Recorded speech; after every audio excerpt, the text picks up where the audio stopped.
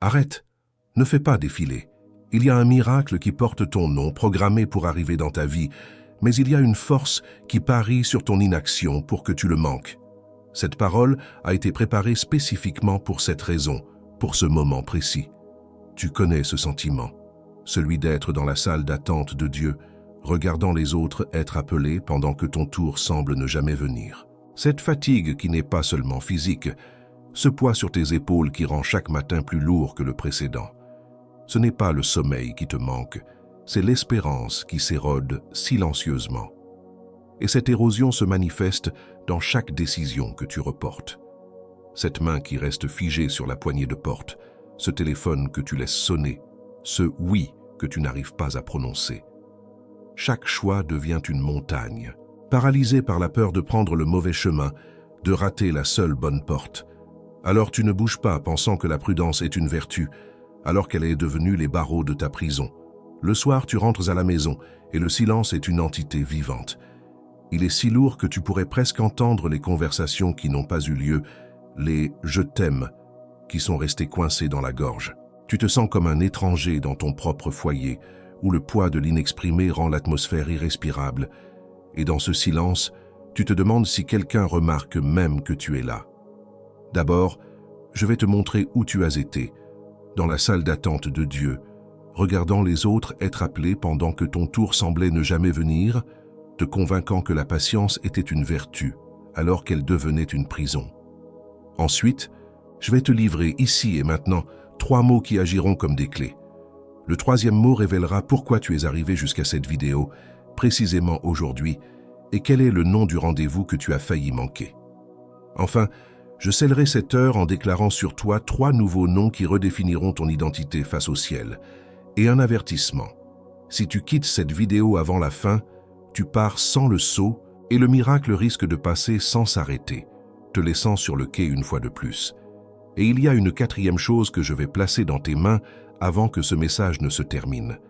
Quelque chose que Salomon lui-même a laissé pour le Fils de Dieu qui doit traverser une saison d'attente pesante et qui tient dans le creux de la main.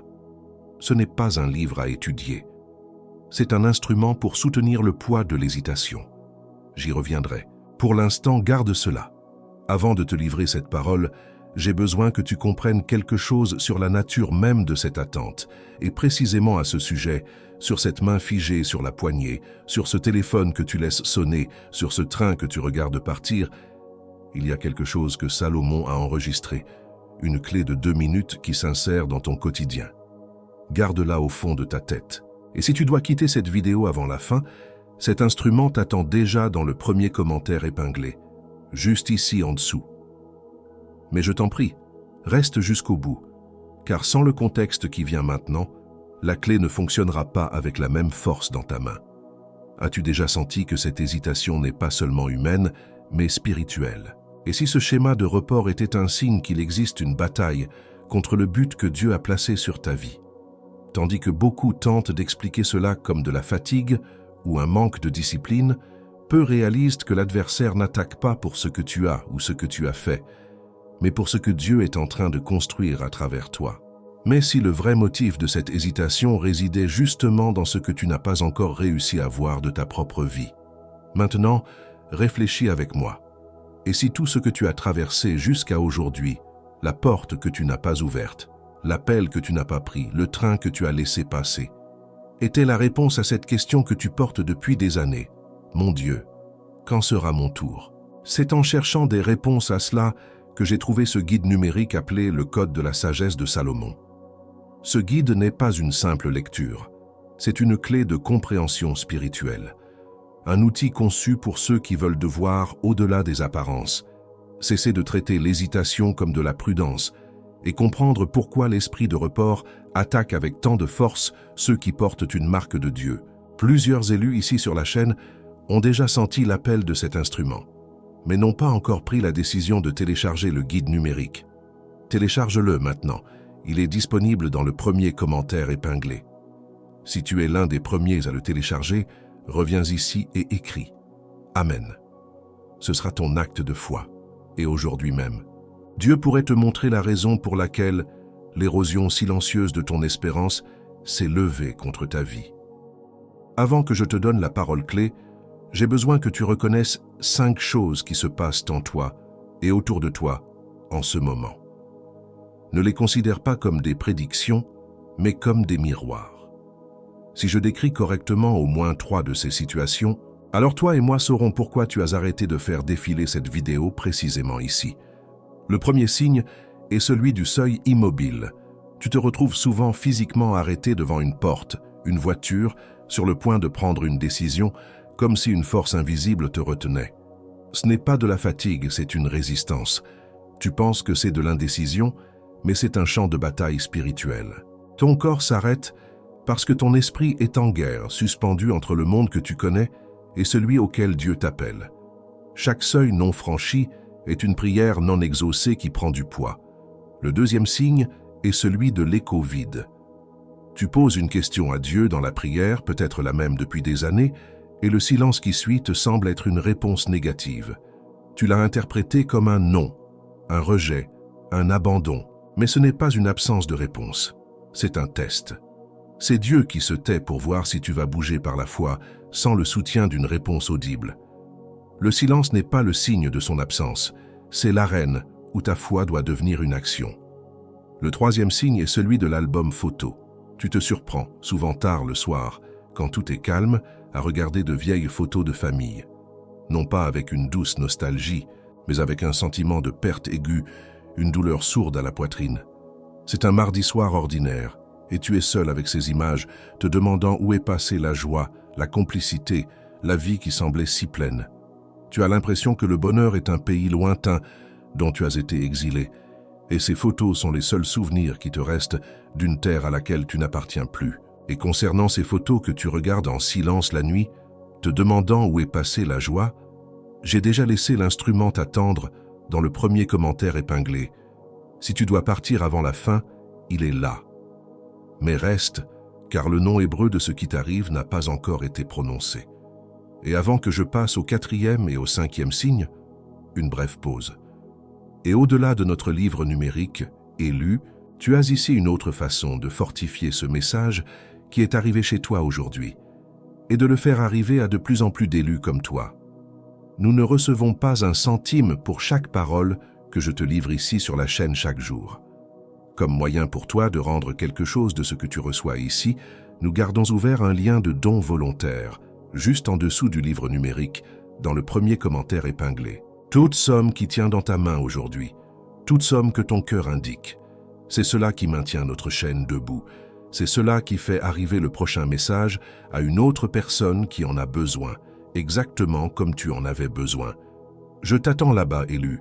Revenons maintenant au 4e signe. Le 4e signe est celui de la fausse urgence.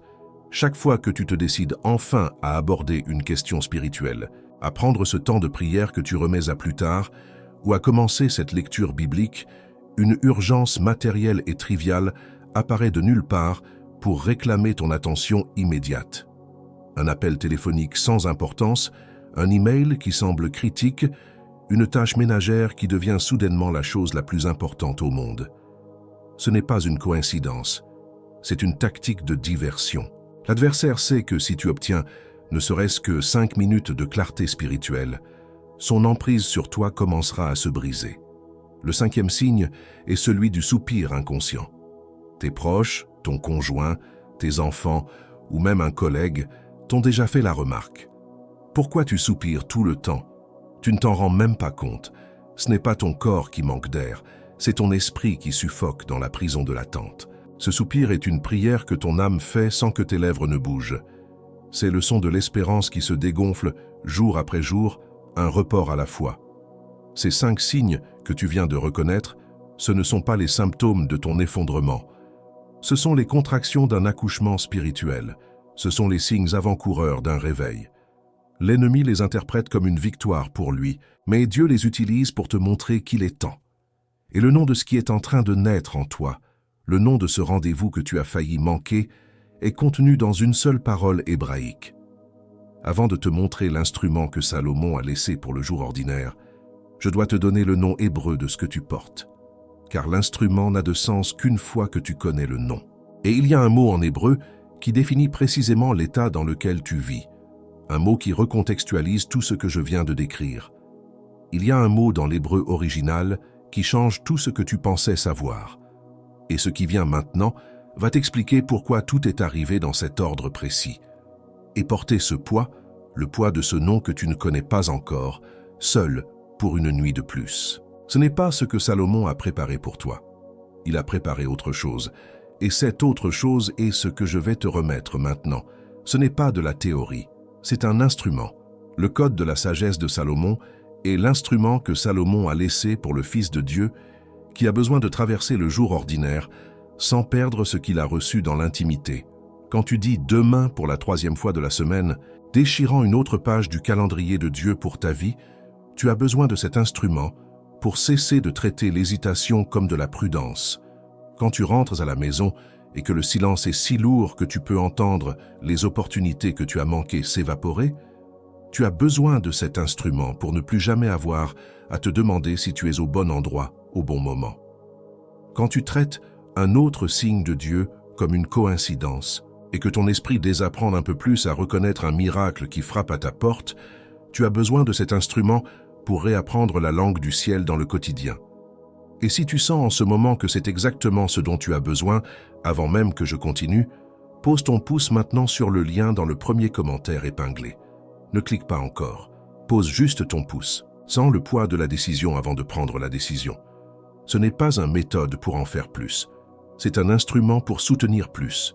Il ne t'entraîne pas, il te couvre. Il te montre où l'esprit de report est en train d'agir avant que cela ne devienne une mauvaise décision. Il interrompt le cycle de l'hésitation avant qu'il ne devienne le regret de la nuit. Et la prochaine nuit arrive plus vite qu'il n'y paraît. Et il vient avec 2 sceaux pour ton foyer, pas pour ta performance. Le premier sceau est le rituel du sommeil du juste. C'est un audio. Tu ne le lis pas. Tu te couches. Et ce que tu appelais insomnie, aujourd'hui tu l'appelleras veille non scellée. Et tu apprendras à sceller la nuit avec le bon nom, dans le bon ordre, dans la bonne voie. Le deuxième sceau est l'éveil de la clarté, les 7 décrets du matin. 7 phrases courtes, qu'une pour chaque matin de la semaine, pour que tu ne te réveilles plus sans identité, pour que tu traverses la première heure du jour avec la posture de celui qui a été envoyé et non avec la posture de celui qui a été renversé. Et cette hésitation que tu ressens maintenant, ce n'est pas un doute. C'est l'esprit de report qui agit en toi en ce moment même, te poussant à fermer cette fenêtre. Tu reconnais ce schéma. L'heure de prier et le sommeil est arrivée. L'heure de lire la Bible et le téléphone a sonné. L'hésitation que tu ressens maintenant est la confirmation que tu es exactement au point où le changement se produit. C'est justement pour ça que le prochain point existe. Tu as 7 jours complets pour l'utiliser et le sentir. 7 jours. Si en 7 jours, l'instrument n'a pas touché ce qui devait être touché en toi, tu le renvoies. Sans question, sans justification. Et les 2 sceaux, le rituel et les décrets, restent avec toi, même si tu le renvoies. Ils sont à toi, sans condition. Mais je dois être direct avec toi. Le vrai risque n'est pas de dépenser moins qu'un déjeuner du jeudi à la boulangerie. Le vrai risque, c'est que le moment juste avant de t'endormir ce soir arrive et que tu sois encore les mains vides. C'est ce risque-là qui a un visage. Et c'est de ce visage dont je dois te parler maintenant. Et peut-être que tu te poses des questions en ce moment, des questions qui méritent une réponse avant de continuer. Combien de fois encore laisseras-tu la porte se refermer devant toi avant de comprendre que c'est à toi de la maintenir ouverte? L'instrument n'est pas pour forcer la porte, mais pour te donner la force de la tenir quand elle s'entrebâille. Et si la clarté que tu attends ne venait qu'après avoir fait le premier pas dans le brouillard? Le guide n'est pas une carte de tout le territoire, mais une lampe pour tes pieds, pour le prochain pas, celui que tu dois faire maintenant.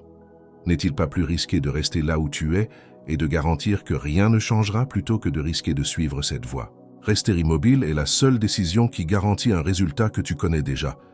Et pourtant, si tu ne veux que le guide, il est déjà suffisant. Mais la maison entière est construite avec les 3.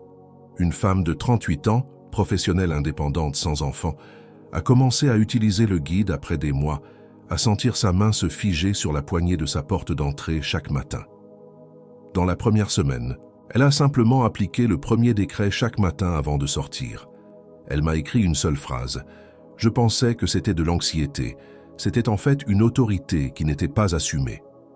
Une cadre supérieure de 56 ans, face à une restructuration qui la laissait paralysée, passait ses soirées à laisser les appels importants aller à la messagerie vocale. Après avoir appliqué la clé pendant 7 jours, elle a initié la conversation qui a redéfini sa position. La phrase qu'elle a envoyée était « Ce n'était pas la prudence qui parlait, c'était la peur d'entendre ma propre voix ». Une grand-mère de 61 ans qui sentait un silence lourd s'installer chaque week-end avec ses petits-enfants regardait de vieilles photos avec un regret grandissant. Dans la 2e semaine avec le guide, au lieu de mettre la télé, elle s'est assise par terre avec eux, sans but précis. Elle a écrit « J'ai arrêté d'essayer de créer des souvenirs et j'ai commencé à habiter le moment. Le silence est parti. Peut-être que dans 3 heures, tu seras de nouveau allongé dans ton lit, la main figée au-dessus de ton téléphone, te rappelant que tu as vu cette vidéo et que, malgré tout, tu n'as pas tendu la main. Peut-être que juste avant de t'endormir, cette sensation de report viendra et tu penseras « Je savais ce que c'était. Je n'avais simplement pas l'instrument en main. » C'est le moment où tu vois un couple plus jeune de ta famille rire avec une complicité que toi et ton conjoint avez perdue. Tu te dis que c'est l'âge. Ce n'est pas l'âge. C'est le résultat de 1000 conversations remises à plus tard. C'est le poignard du temps qui passe que tu as laissé s'enfoncer. Et l'érosion silencieuse de ton espérance continue d'arriver, avec le même réveil, le même café, la même porte qui s'ouvre sur la même nuit qui t'attend. Le lien est dans le premier commentaire épinglé pour toi, pas pour tout le monde, pour toi. Celui qui doit traverser la prochaine nuit avec l'instrument en main clique maintenant. Et quand tu feras ça, quand tu ouvriras ce lien, tu n'achètes pas un livre. Tu acceptes un instrument que Salomon a préparé pour ton jour ordinaire. Et ce que tu vas comprendre ensuite, quand tu entendras le mot hébreu qui vient maintenant, changera la façon dont tu lis tout ce qui s'est passé jusqu'ici. Et avant que je te livre la prochaine parole qui vient encore maintenant, parce qu'elle vient encore et elle pèse, je veux te rappeler une chose, élu. Comme je te l'ai déjà dit plus tôt, au-delà du livre numérique qui est dans le premier commentaire épinglé, il y a ce lien de don volontaire ouvert, juste en dessous du livre. Nous continuons à ne pas recevoir un centime pour chaque parole que je te livre ici chaque jour. C'est pour cela que ce lien existe élu, pour qu'une autre personne demain trouve exactement cette parole qui t'a trouvé aujourd'hui. Toute somme que ton cœur indique. Chaque geste comme celui-là maintient notre chaîne debout et fait arriver le prochain message à qui en a besoin. Exactement comme il est arrivé chez toi aujourd'hui. Et encore une chose, avant que nous retournions au message, je veux que tu saches ce qui suit. De temps en temps, ici, sur notre chaîne, j'enregistre une vidéo spéciale d'honneur. Une vidéo de remerciement avec une parole spéciale uniquement pour reconnaître les élus qui ont le plus donné et ceux qui ont acquis le livre numérique. Tous ceux qui ont soutenu cette parole avec moi méritent cette mention de gratitude pour un geste si généreux. Tu sèmes ici, le ciel se souvient de toi là-haut, et moi je me souviens de toi ici en bas. Je t'attends là-bas au lien, à nouveau, élu. Et maintenant, enfin, le mot hébreu qui changera tout. La parole hébraïque qui définit exactement ce qui se passe en toi, ce rendez-vous entre la promesse et la paralysie, c'est Moed Honah. Prononce-le avec moi, dans un souffle. Moed. Cela signifie un temps fixé, une saison désignée, un rendez-vous divin. Ce n'est pas une vague espérance, c'est une inscription sur le calendrier du ciel qui porte ton nom. Ce n'est pas une simple traduction. Un moed n'est pas juste un moment. C'est un état de préparation pour une rencontre ordonnée par Dieu. Une convergence où le temps humain et le temps divin sont censés se croiser. Et quand tu entends ce mot, tu le reconnais. Parce que cet état de rendez-vous imminent, tu le portes en toi depuis des mois. Tu ne savais simplement pas comment le nommer. Et sur cette parole, il est écrit dans le psaume 4, verset 9. « Je me couche et je m'endors en paix, car toi seul, ô Éternel, tu me donnes la sécurité dans ma demeure. » Cette phrase n'est pas une promesse pour un avenir lointain. C'est la déclaration d'un état présent. Seul celui qui a compris qu'il vit dans son temps fixé, son rendez-vous divin, peut se coucher en paix au milieu de l'incertitude. La paix ne vient pas quand la bataille est finie, mais quand tu sais que tu es exactement là où tu dois être pour elle. Pense à Gédéon, pas le grand juge d'Israël, le héros de la foi. Pense à l'homme qui se cache pour battre le blé dans le pressoir, un lieu fait pour le raisin, par peur de ses ennemis. C'est l'image même de l'élu qui accomplit sa tâche dans le mauvais endroit, diminué, regardant par-dessus son épaule. Sa force était là, mais son identité était encore celle d'un homme qui se cache. Le problème concret de Gédéon était cette hésitation sanctifiée que tu connais si bien. Quand l'ange de l'Éternel l'appelle vaillant héros, Gédéon répond par une liste de doutes. Si Dieu est avec nous, pourquoi tout cela nous arrive-t-il? Il traite l'appel divin comme une coïncidence à vérifier. Il demande un signe, puis un autre, reportant le moment de l'obéissance, cherchant une certitude que sa foi seule ne pouvait lui donner. La sagesse qu'il a finalement reçue n'était pas un traité de théologie. C'était une instruction opérationnelle. Va avec la force que tu as. Dieu ne lui a pas donné une nouvelle force, il a validé celle qu'il utilisait déjà pour se cacher. Et l'instrument qu'il a utilisé, la toison, était un outil pour rendre sa foi tangible, pour passer de « je crois peut-être » à « je sais que je sais ». Imagine la scène au petit matin, un homme adulte à genoux dans la rosée, en train de toucher une peau de mouton. C'est une scène qui semble folle en dehors de son contexte, mais c'était son acte de foi quotidien. Ce n'était pas de la superstition, c'était sa manière de vérifier que le Dieu qui lui avait parlé la nuit était le même Dieu présent le jour. Il avait besoin de cet instrument physique pour soutenir le poids d'un appel invisible. La bascule s'est produite lorsque, même après les signes, il a obéi à l'ordre de réduire son armée à seulement 300 hommes. C'est là que l'esprit de report a été brisé. Il est passé de celui qui demande des signes à celui qui devient un signe. La victoire qui a suivi n'était pas la sienne, mais celle de Dieu à travers lui, prouvant que le Moed n'était pas seulement pour lui, mais pour tout son peuple. Et ce que Gédéon a dû improviser sur le champ de bataille, toi, tu n'as pas à le faire. Car le principe est le même. Le besoin d'un instrument pour traverser le jour ordinaire est le même. Et l'instrument que Salomon, dans la paix de son royaume, a pu documenter pour toi, est celui qui t'attend dans le premier commentaire épinglé.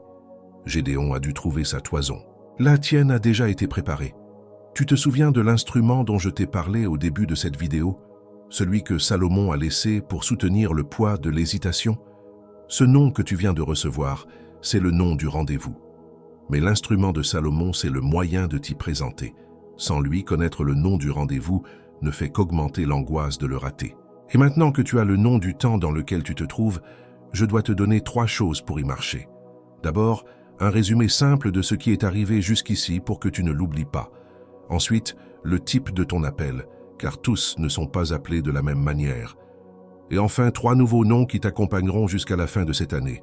Commençons par le résumé. Laisse-moi m'arrêter une minute entière et mettre tout ce que tu viens d'entendre en mots simples, sans poésie, sans métaphore, juste les faits.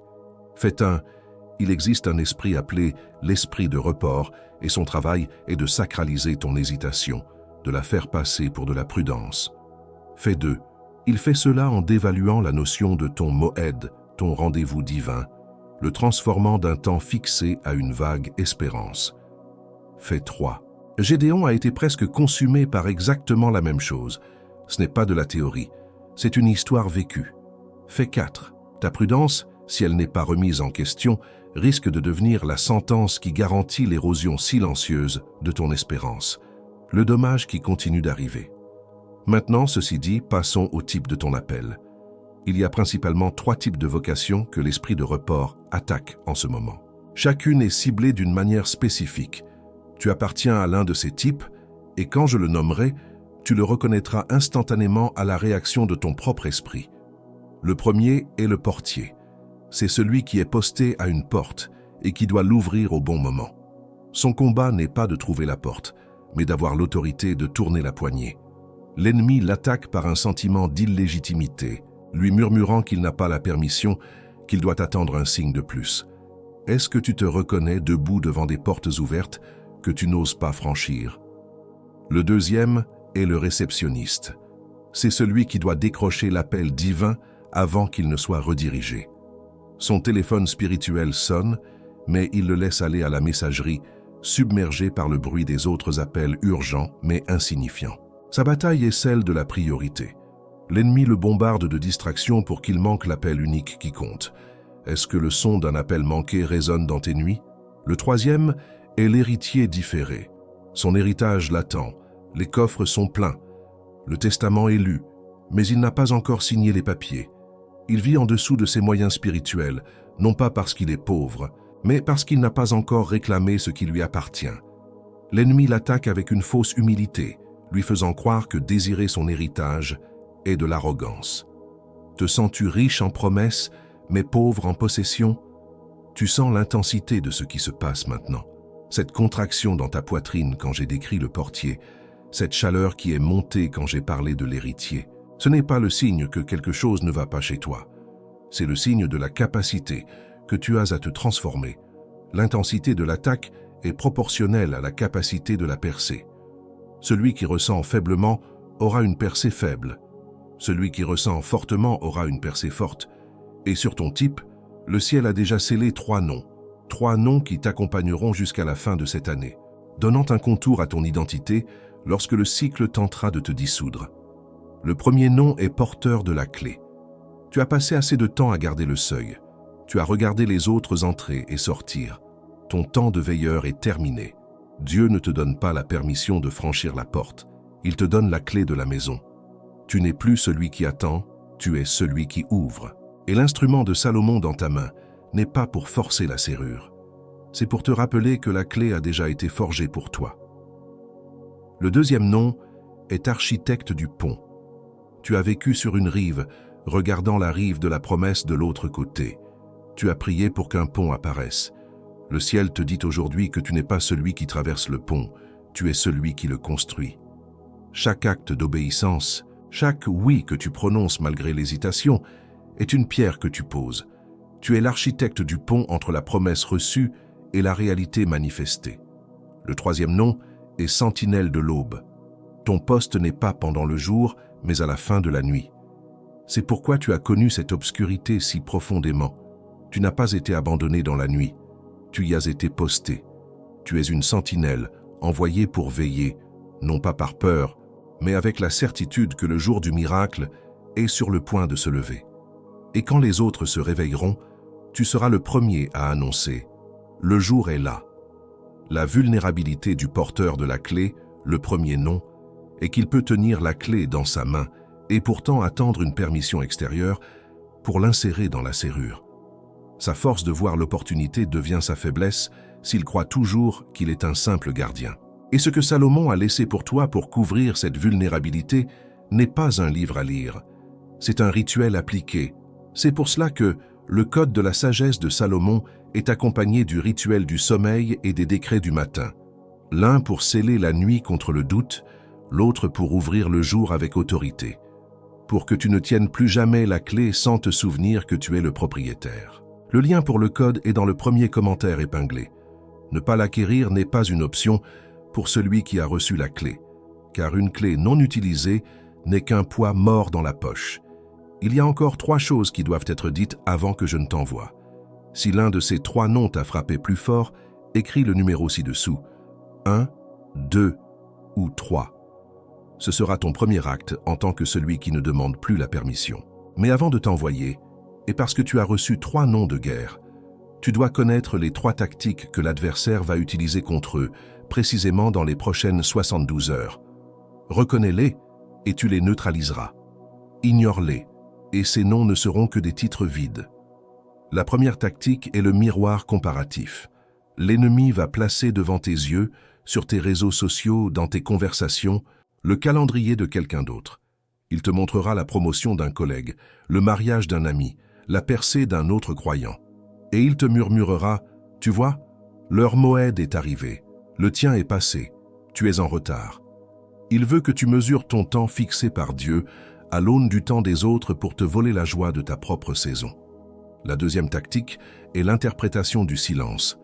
Après l'intensité de cette parole, il y aura un silence. Pas un silence d'absence, mais un silence de germination. L'ennemi prendra ce silence et le traduira en rejet. Il te dira « Rien n'a changé. Si Dieu avait vraiment parlé, tu sentirais quelque chose. Tu verrais quelque chose. » Ce silence est la preuve que tu as tout imaginé. Il veut que tu confondes la préparation invisible avec l'inaction divine. La troisième tactique est le report de la dernière heure. L'adversaire sait que ton miracle est programmé pour une heure précise. Et juste avant cette heure, il te convaincra d'attendre un jour de plus. Il déguisera cela en sagesse, en prudence. Repose-toi, tu es fatigué. Prends ta décision demain. Il sait que demain est le cimetière des miracles. Il veut que tu abandonnes à la 23e heure, juste avant que l'aube ne se lève. Et contre ces 3 tactiques, le ciel ne te laisse pas désarmé. Tu as 3 armes correspondantes. Écoute-les attentivement. Contre le miroir comparatif, tu as le décret du calendrier souverain. C'est l'affirmation que ton moed est unique, scellé et ne peut être comparé. Tu déclareras « Mon temps est entre tes mains », pas dans le calendrier des autres. Contre l'interprétation du silence, tu as l'encre du silence actif. Ce n'est pas une attente passive, mais une veille active, sachant que le silence est le laboratoire de Dieu. Tu resteras ferme et tu déclareras « Ce silence n'est pas une absence, c'est l'antichambre de ma percée. Je veille sur la promesse. » Et contre le report de la dernière heure, tu as l'action du premier pas. C'est l'obéissance de faire un seul pas en avant, même minime, pour briser le charme de la procrastination. Un email envoyé, un appel passé, un mot dit. Tu briseras l'inertie en déclarant « L'obéissance d'aujourd'hui est le miracle de demain. Je bouge maintenant. » Et ces 3 armes, Sosignas, sont l'embrança.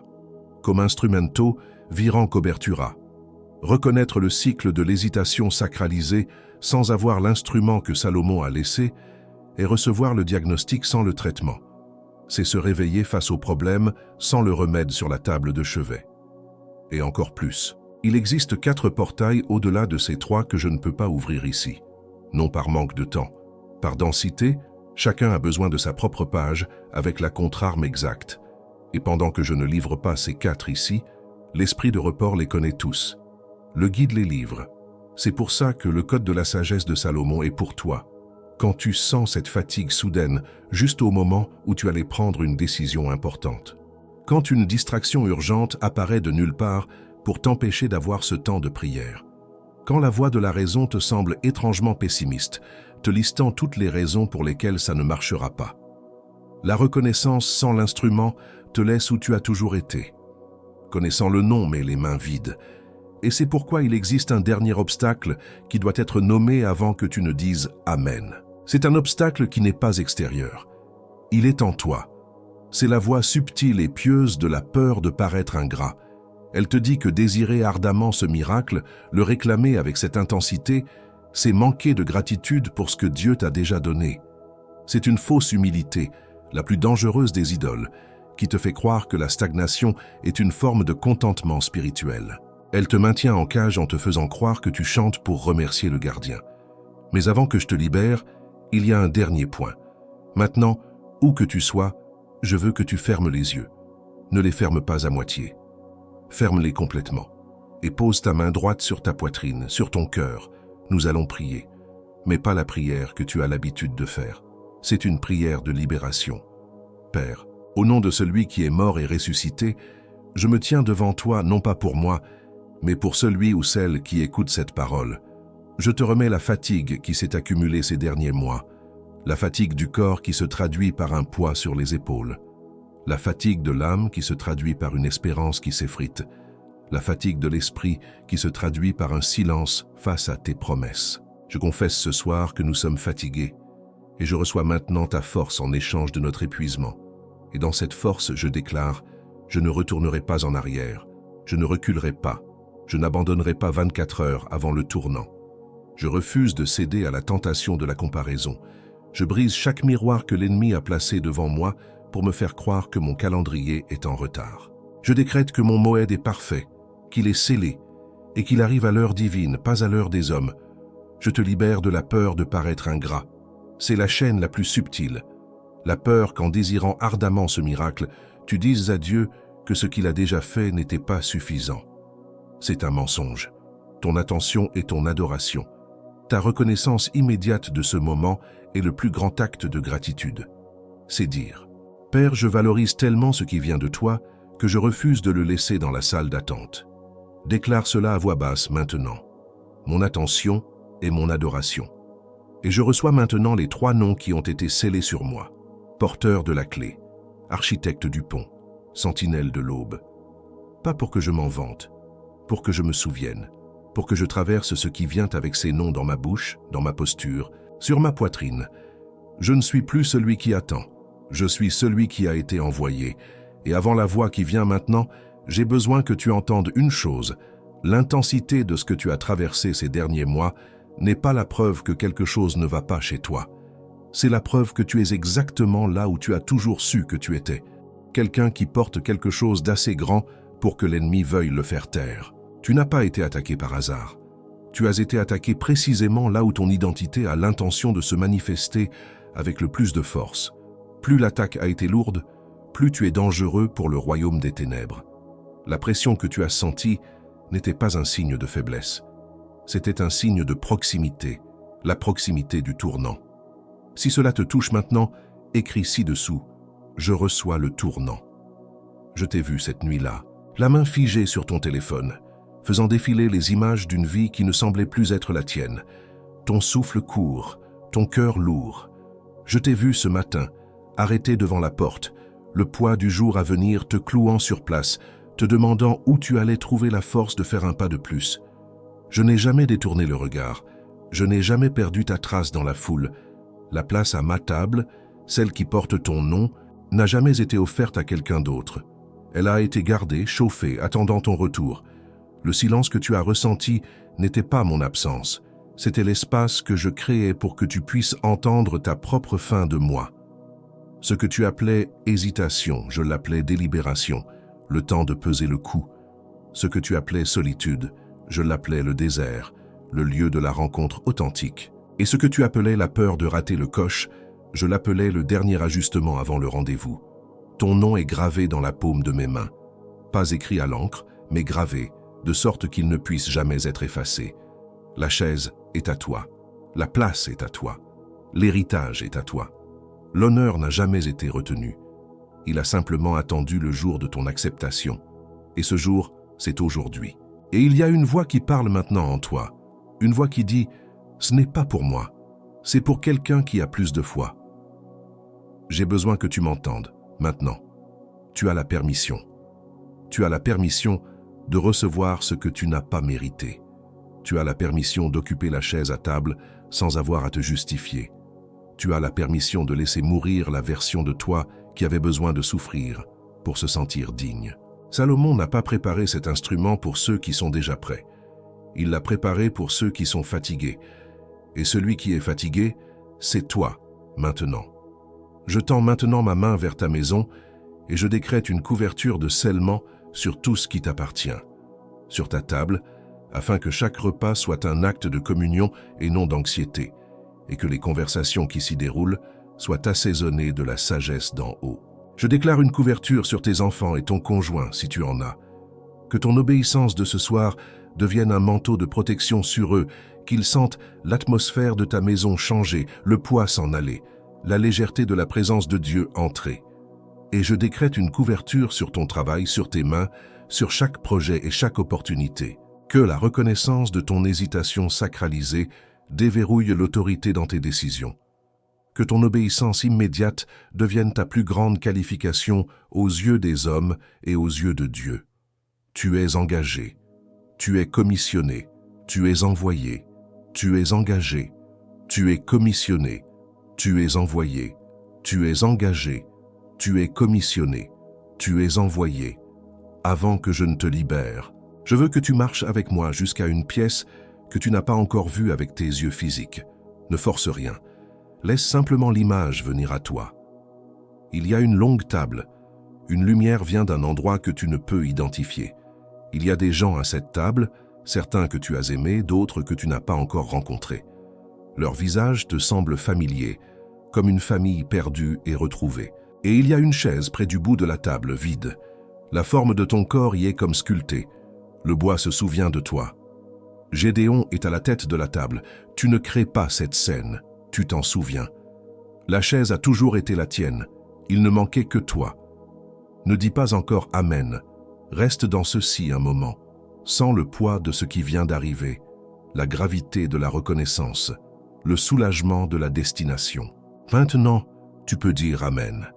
La chaise que le Père t'a montrée, elle est à toi maintenant. je veux que tu entendes une chose avant de fermer cette vidéo, parce qu'il y a une phrase que l'adversaire va te chuchoter à l'oreille dans les 3 prochaines heures. Je vais nommer cette phrase maintenant pour que tu ne tombes pas dedans. Mais avant la phrase, il y a quelque chose que tu dois recevoir. Ce qui a été scellé ici maintenant sera testé au prochain lever de soleil. Le code de la sagesse de Salomon t'attend dans le premier commentaire épinglé, juste ici dessous, avec le rituel du sommeil et les 7 décrets du matin, pour moins qu'un café avec un biscuit. Parce qu'un porteur de clés sans couverture spirituelle se retrouve à nouveau à douter devant la porte au premier matin difficile. Et l'adversaire compte sur ce matin difficile. Ce n'est pas une dépense, c'est un instrument. Et Salomon l'a préparé pour que tu traverses ce qui vient avec une main ferme, pas avec une main vide, avec une garantie de 7 jours complets. Le risque est à nous, la main est à toi. Clique maintenant, pendant que le décret est encore vivant dans ta poitrine. Pas demain, pas après la douche, parce que celui qui remet à plus tard remet à jamais, et l'adversaire le sait. Dans les 3 prochaines heures, il parlera en toi, pas à voix haute, en séquence 5 phrases courtes. Ce n'est pas pour toi. Tu as déjà trop attendu, c'est trop tard maintenant. Et si ce n'est pas Dieu, mais juste ton imagination? Repose-toi d'abord, tu verras demain. Un vrai miracle n'aurait pas besoin que tu fasses quoi que ce soit. 5 vagues, il essaie sous 5 angles. Sur l'un d'eux, tu cèdes.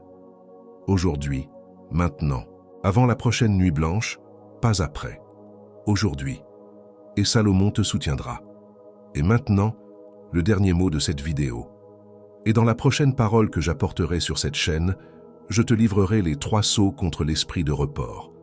Celui qui a entendu la parole d'aujourd'hui doit entendre celle qui suit, car ce qui vient n'est pas une continuation, c'est un approfondissement. Clique sur la vidéo qui apparaîtra sur l'écran dans quelques secondes. Et encore dans cette vidéo élue, avant que je scelle cette heure avec toi, je reviens une dernière fois à cette demande. Tu as marché avec moi jusqu'ici. Tu as traversé chaque parole, chaque décret, chaque signe. Et si à un moment de ce message tu as senti le ciel te toucher, tu sais que cette vidéo n'était pas un accident. Le lien de don volontaire continue ouvert dans le premier commentaire épinglé, juste en dessous du livre numérique. Pas comme une facturation, pas comme un échange, comme la restitution de l'élu à l'autel d'où la parole est sortie. Toute somme que ton cœur indique, et le ciel voit chaque geste. Le ciel voit, et le ciel le multiplie sur ta maison, sur tes jours, sur ce que tu ne sais pas encore, qui est sur le point d'arriver. C'était ma dernière demande. Je t'attends là-bas, élu. Et quand cela arrivera, et cela arrivera bientôt, tu te souviendras de ce moment. Avant de partir, pense à une personne spécifique. Pas plusieurs, une seule. La personne dont le nom t'est venu à l'esprit maintenant. Celle qui est restée silencieuse, fidèle sans être vue. Celle dont l'onction a également attiré des attaques sans nom. Quelqu'un qui est rentré à la maison en portant un poids qui n'est pas le sien. Quelqu'un qui a besoin du même sceau que tu viens de recevoir. Envoie-lui cette vidéo. Elle attend que cette parole arrive. Et quand cette personne ouvrira cette vidéo, elle aura besoin de ce que tu viens de recevoir, y compris l'instrument que Salomon a laissé. C'est peut-être ce qui ouvrira son cycle à elle aussi. Ce n'est pas une faveur de ta part, c'est un service. Et le ciel voit, commande ci-dessous, Amen reçu. Et envoie cette vidéo à cette personne spécifique qui t'est venue à l'esprit. C'est fait. Ce qui a été livré ici a été livré. Tu n'es pas la même personne que lorsque tu as appuyé sur Play. Tu es profondément aimé. Tu n'as jamais été oublié. La chaise est à toi. Et ainsi, c'est scellé. La prochaine tâche peut attendre encore 10 secondes.